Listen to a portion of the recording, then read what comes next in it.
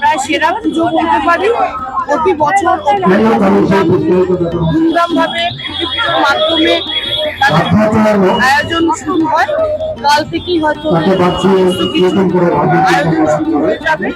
তো এখানে এসে মনে হচ্ছে পুজো, কারণ এখনো প্রকৃতি সেভাবে বলছে না যে শরৎকালে, কিন্তু ঝাঁকের কাঠি বলে দিচ্ছে যে আর 2 মাস পরে।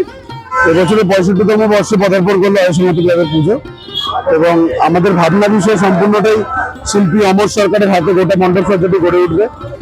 আরো বিষয়ে জানতে হলে আমাদের মণ্ডপে আসতে হবে, পুজো দেখতে হবে। অজসমাতি ক্লাব প্রতি বছরই ভালো পুজো উপহার দিয়ে থাকে মানুষদের, এবারে তার ব্যতিক্রম হবে না। আশা করছি আপনারা আসুন, ভালো পুজো আমরা আপনাদের উপহার দেবো। পুজোর কাজ আমাদের সামনের সপ্তাহ থেকে শুরু হবে। খুঁটি পুজো হয়ে গেছে, এবার আমাদের মণ্ডপের কাজ শুরু হবে।